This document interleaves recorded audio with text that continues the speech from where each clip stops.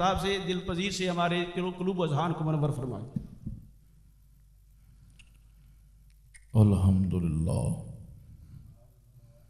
الحمدللہ نحمده ونصلی ونسلم علی رسوله الکریم اما بعد فاعوذ باللہ السمیع العلیم من الشیطان الرجیم بسم اللہ الرحمن الرحیم جاء الحق وزهق الباطل ان الباطل كان زهوقا صدق اللہ العظیم وصدق وبلغنا رسوله النبی الکریم الامین ونحن على ذلك لمن الشاہدین والشاکرین والحمد للہ رب العالمین۔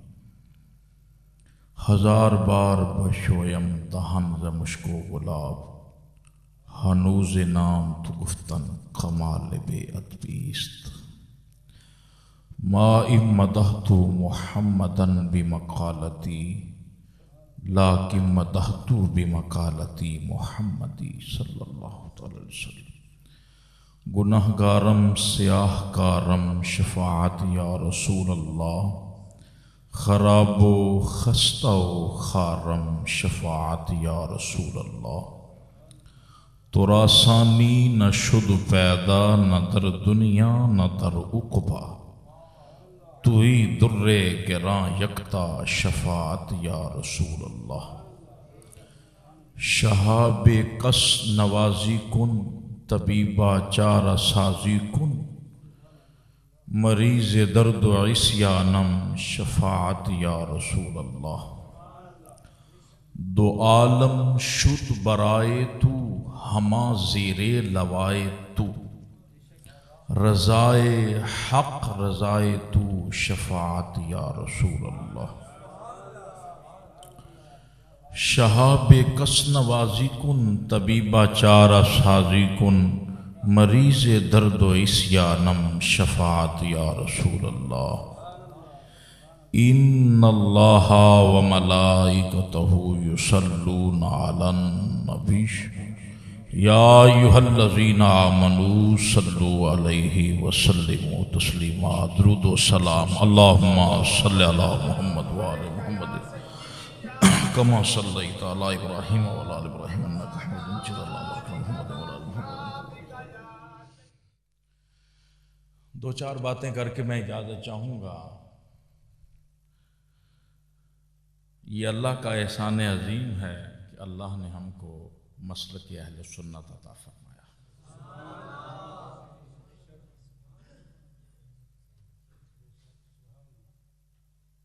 کوئی اللہ کا گستاخ، کوئی رسول کا گستاخ، کوئی آل محمد کا گستاخ، کوئی ازواج محمد کا گستاخ، کوئی والدین مصطفیٰ کا گستاخ،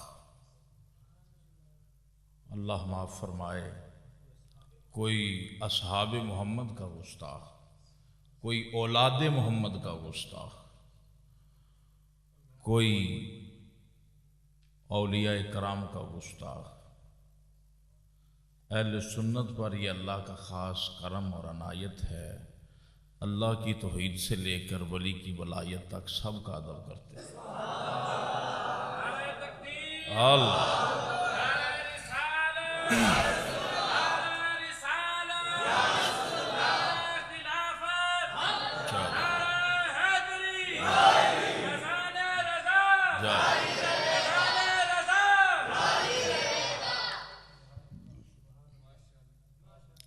ایک وہ دور تھا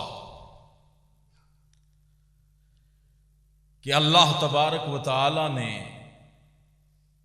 اس قوم کو جناب ابراہیم خلیل اللہ عطا فرمائے،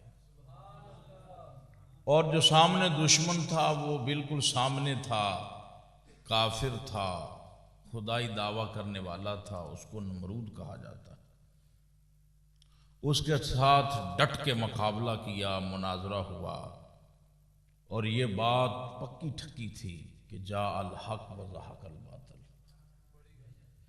ادھر جو صورتحال تھی وہ پوزیشن کچھ اس طرح کی تھی، پیدا ہوئے تو باپ فوت ہوا ہے۔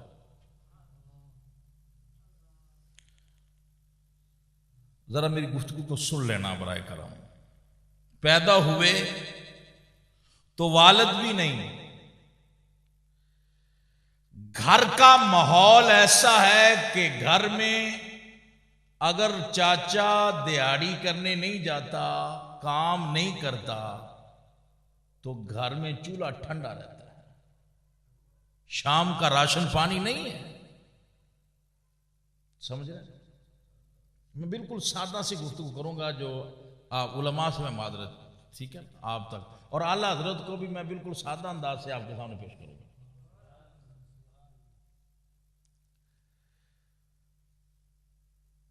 ماحول ایسا ہے، پوزیشن ایسی ہے، کیفیت ایسی ہے،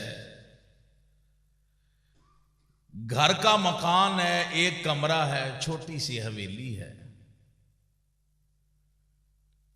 حالت یہ ہے کہ چاچا خود کہتا ہے کہ ابراہیم ایسے کرو، ایسے گزارا نہیں چلے گا، تم گھر میں اس طرح نہیں بیٹھ سکتے، یہ میں بت بنا دیتا ہوں، تو اٹھا کر بازار میں بیچ دیا کر، تاکہ روٹی تو چلے نا گھر کی۔ ماحول یہ ہے، کیفیت یہ ہے کہ برادران پیسہ بھی نہیں، اقتدار بھی نہیں، دولت بھی نہیں، کچھ بھی نہیں ہے، اور جو سامنے دشمن ہے اس کی حالت یہ ہے کہ جو نمرود ہے اس کے متعلق میں نے جہاں تک پڑھا، اس کی داڑھی یہاں تک تھی، ناف تک آتی تھی، اور جیسے عورتیں میڈیاں بناتی ہیں نا اپنے بالوں میں، اس طرح کے اس نے میڈیاں بنائی ہوئی تھیں، اور اس میں نگ اور ہیرے جواہرات لگائے ہوئے تھے، اور یہ اس کی ایک شعبدہ بازی تھی کہ جب میں اندھیرے میں بیٹھا ہوں تو یہ چمکیں گے تو مجھے پتا چلے کہ یہ ہمارا خدا بیٹھا ہے، معاذ اللہ نقل کفر نباشا۔ ماحول سب کچھ اس کے پاس ہے۔ حضرت ابراہیم کو نبوت سے، رسالت سے نوازا گیا اور نمرود کے سامنے کھڑا کر دیا گیا۔ اب حالت یہ ہے کہ کھانا گھر میں صحیح طرح موجود نہیں، جیسا کہ آپ کی ایک روایت آتی ہے نا کہ آپ گندم لینے کے لیے گئے تو گندم سے آپ کو جواب مل گیا، راستے آتے ہوئے توڑے میں ریت بھر لی، ریت جو تھی نا وہی بھر لی، اور گھر لے آئے، اور جب لائے تو انہوں نے کہا ہاں جی لے آئے ہو گندم، انہوں نے کہا ہاں جی لے آیا ہوں، جب کھولی تو وہ سرخ رنگ کی گندم تھی۔